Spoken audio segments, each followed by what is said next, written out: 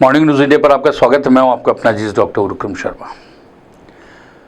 आप और हम सोचते हैं कि ये आरक्षण जो है, आरक्षण आया कब, और ये आरक्षण जब आया, आने के बाद में स्थिति क्या हुई।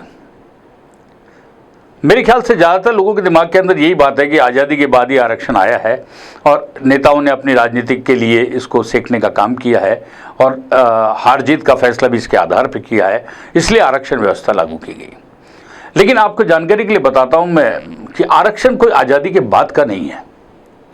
142 साल पहले आरक्षण का बीज बो दिया था। आप सोच रहे होंगे कि 142 साल पहले आरक्षण की बात आई और आरक्षण क्यों दिया गया था। सामाजिक और शैक्षिक रूप से पिछड़े वर्गों को, जो हाशिए पर हैं, उनको मुख्य धारा में शामिल करना और समान मंच उपलब्ध कराने के लिए आरक्षण की व्यवस्था की गई थी। और यह आरक्षण इसलिए भी दिया गया था ताकि कोई भी व्यक्ति असमानता के दायरे में नहीं रहे और सबको समान रूप से लगे। अब देखिए, ज्योतिराव गोविंदराव फुले ने सबसे पहले निःशुल्क शिक्षा और सामाजिक समरसता की बात उठाई और उन्होंने इस दिशा में काम भी शुरू किया। फुले महाराजा छत्रपति शिवाजी महाराज के प्रेरित थे। फुले ने सबसे पहले शादियों के जो विवाह संस्कार होते हैं, उसमें ब्राह्मणों के विवाह संस्कार कराने की परंपरा को रोकने के लिए एक मुहिम शुरू करी। और अब देखिए, ये मुहिम इतना रंग लाई, बॉम्बे हाई कोर्ट ने भी इस पर मोहर लगाई और उसके बाद में यह सिस्टम लगभग खत्म हो गया। अब शादी विवाह के अंदर विवाह जो है ब्राह्मणों की, पंडितों की, पुरोहितों की जो ज़रूरत है उसके लिए कंपलसरी नहीं रहा। जब तक मंडल कमीशन नहीं आया था तब तक आरक्षण जो था 22.5% था और जब मंडल कमीशन आया तो ये आरक्षण का प्रतिशत 49.5 हो गया। 1979 में शैक्षिक और सामाजिक स्तर पर पिछड़ों का मूल्यांकन करने के लिए एक मंडल कमीशन बनाने का गठन किया गया और मंडल कमीशन बनाने का जो गठन करने का फैसला किया गया, उसके बाद में आप देखिए 1980 में उसकी रिपोर्ट आई और जो रिपोर्ट आई उसके अंदर यह था कि आरक्षण को 22.5% से बढ़ाकर 49.5% कर दिया जाए। चूंकि 1980 से 1984 के बीच जो सरकार थी वो कांग्रेस की रही, 84 के बाद का पीरियड भी कांग्रेस का पास में रहा। मंडल कमीशन की रिपोर्ट को लागू करने की किसी में हिम्मत नहीं हुई कि आरक्षण 22.5 से 49% कैसे किया जाए। सत्ता बदली, देश बदला, बोफोर्स कांड के ऊपर बड़ा बवाल मचा और वीपी सिंह ने उस पर हल्ला मचाया। वीपी सिंह पूरे देश के अंदर राजा नहीं फकीर है, देश की तकदीर है, आदि आदि नारों के साथ में चले और वीपी सिंह की जैसे ही सरकार बनी, और वीपी सिंह की सरकार जो बनी थी अलायंसेस की बनी थी, जोड़ तोड़ की सरकार बनी थी। अब वीपी सिंह कोई मंडल कमीशन की रिपोर्ट लागू करनी थी। 1991 के अंदर वीपी सिंह ने एक ही झटके के अंदर मंडल कमीशन की रिपोर्ट को लागू कर दिया और आरक्षण 22.5 से 49% हो गया। पूरे देश में बवाल मचा, पूरे देश में आंदोलन चला, बहुत बड़ी संख्या के अंदर जो युवा थे वो घायल हुए।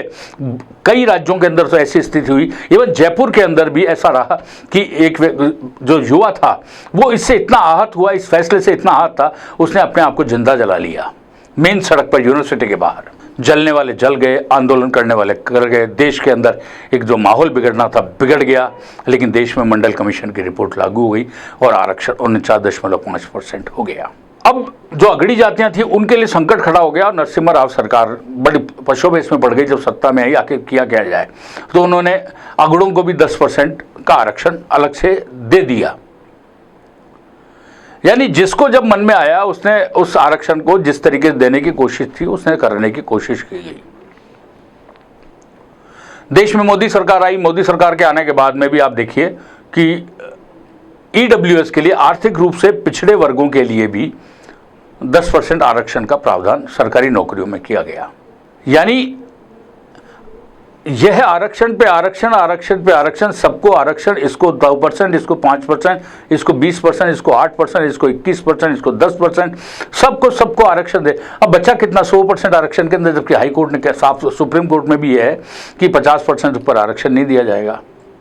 लेकिन इसकी भी गलियां निकाल ली जाती है। आज महाराष्ट्र के अंदर मराठा अलग से आरक्षण की मांग कर रहे हैं,